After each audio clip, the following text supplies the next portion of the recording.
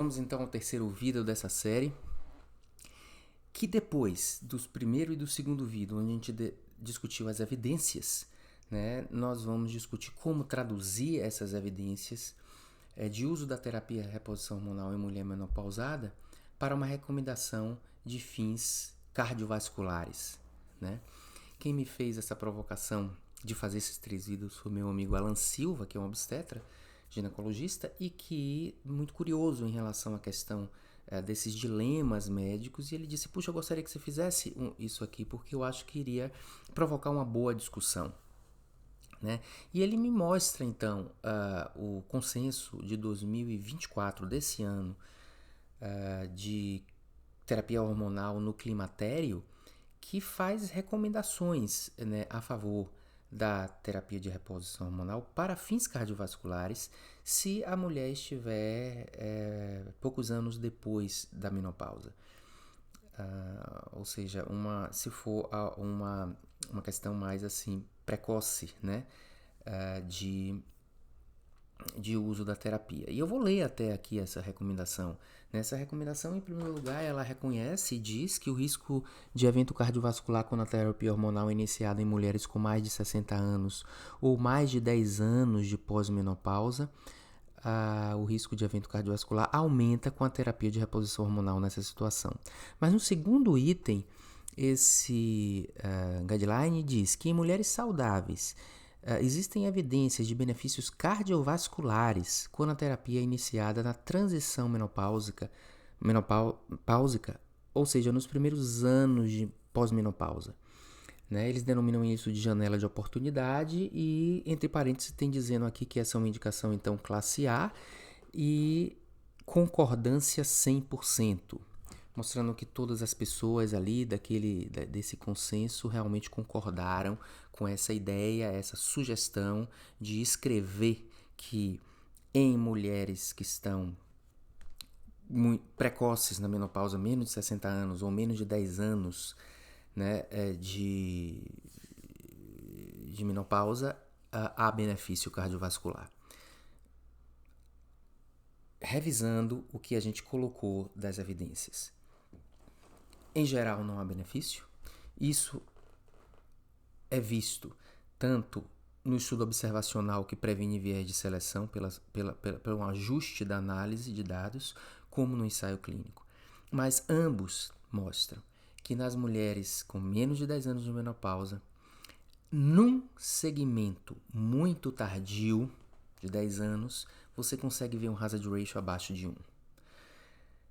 Mas o detalhe é que essas mulheres, assim como essas mulheres em média, assim como as mulheres com mais de 10 anos de menopausa, elas sofrem um aumento de risco cardiovascular nos primeiros anos de terapia.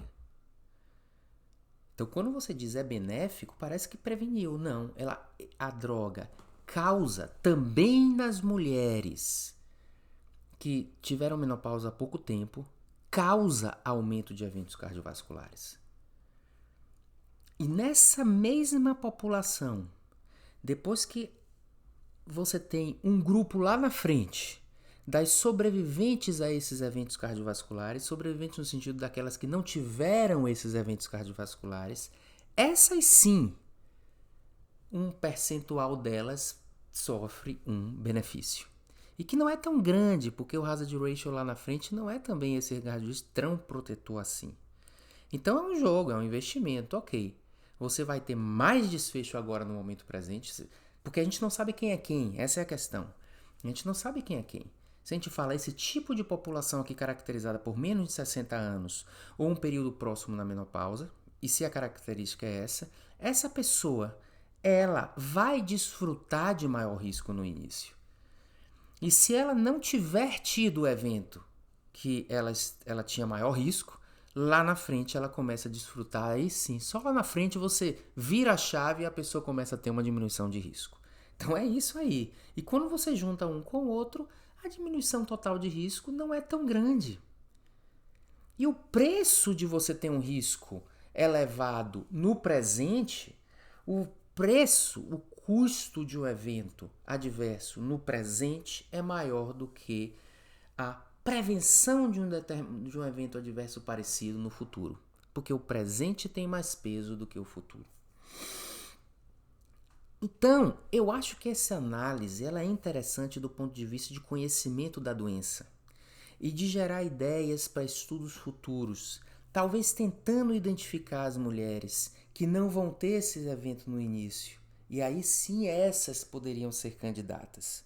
Mas falar de uma maneira genérica, selecionando a população simplesmente pelo fato de que elas têm poucos anos de menopausa e afirmar que elas vão ter um efeito protetor não é uma informação completa o suficiente para a decisão clínica. Porque não é simples assim elas vão ter efeito protetor. A subtração do efeito maléfico no momento presente e do efeito benéfico mais tardio, juntando assim um efeito cumulativo de em torno de 10 anos, fica um pouco mais favorável para a prevenção do que para o aumento de risco. Mas não é a mesma coisa que dizer que simplesmente previne de uma maneira unilateral. Causa e previne. Causa e previne. Essas mulheres que acabaram de ter a menopausa, elas também experimentam aumento de risco. E lá na frente que a coisa muda. Isso deve ser considerado e por isso essa recomendação, no meu modo de ver, não é apropriada. Porque ela não está levando isso em consideração. O que nós temos é uma observação epidemiológica que deve gerar estudos futuros, talvez um ensaio clínico apenas nessas pessoas mais precoces e em pessoas que você viu que tem realmente muito pouco risco de doença aterosclerótica. Talvez até uma triagem dizer, olha, não tem doença aterosclerótica, não tem placa, não tem doença subclínica, então talvez essas pessoas aqui não vão ter o aumento do desfecho. Vamos ver se nessas, desde o início, elas se beneficiam. Ou pelo menos não se prejudicam no início para se beneficiar no futuro. Mas é uma coisa incerta, a gente tem que testar, ok? Então é melhor que não haja, nesse momento, recomendação de terapia de reposição hormonal para fins preventivos cardiovasculares e que hajam mais pesquisas, mais pensamentos, mais discussões, fazendo análise correta das evidências. Fica aí, nessa história, duas grandes lições. A lição do viés de seleção de estudos observacionais, que eventualmente podem ser inclusive corrigidos no próprio estudo observacional. E a lição de que o hazard ratio, ele pode ser mutável. Quando você tem um efeito que tem diferentes mecanismos e aquela exposição pode prevenir um mecanismo, mas causar outro mecanismo, e pode ser exatamente essa situação. É complexo essa situação para simplesmente a gente se aventurar a colocar num guideline. E se há concordância de 100% das pessoas que estavam ali no guideline, isso gera uma preocupação. Essas pessoas não sabem o que não sabem. Eu não estou criticando as pessoas especificamente, mas isso é uma coisa frequente em medicina, em pesquisa clínica. Às vezes a gente não sabe nuances metodológicas e a gente não sabe que não sabe.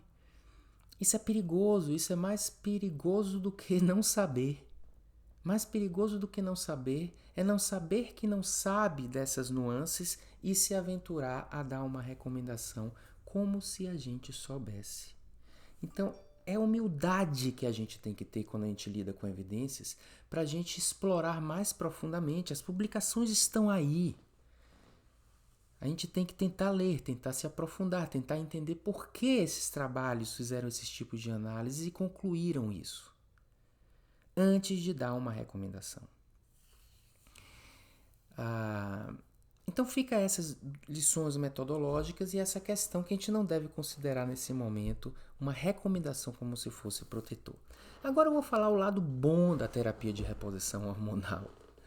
O lado bom da terapia de reposição hormonal é que esse eventual prejuízo, ele em termos absolutos é pequeno. E um prejuízo, ou seja, um infarto que pode ser causado, ele é um infarto causado ao longo de um segmento, ou seja, no futuro, e com uma probabilidade pequena. E se a mulher menopausada está sintomática, está precisando daquele hormônio, aquele hormônio é muito eficaz. E não só eficaz, mas ele é eficaz no momento presente. Então, a escolha e uma boa indicação de uma terapia de reposição hormonal para melhorar a morbidade, ou melhorar bem-estar, ou melhorar a qualidade de vida, o impacto pode ser imenso e supera bastante o impacto negativo de eventos cardiovasculares que não são tão...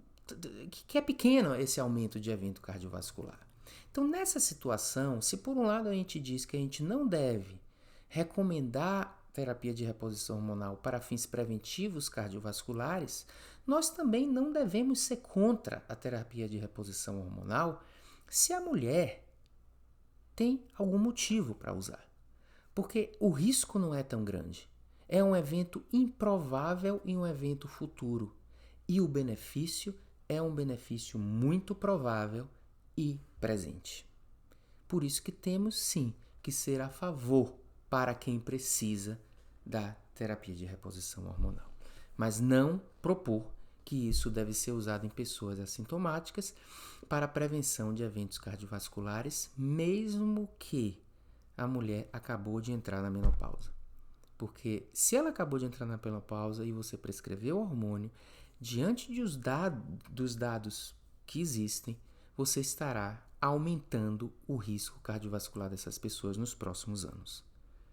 Talvez, se ela é do tipo que não vai ter esse evento cardiovascular, lá na frente ela pode ser uma daquelas que vai se beneficiar. Obrigado pela atenção.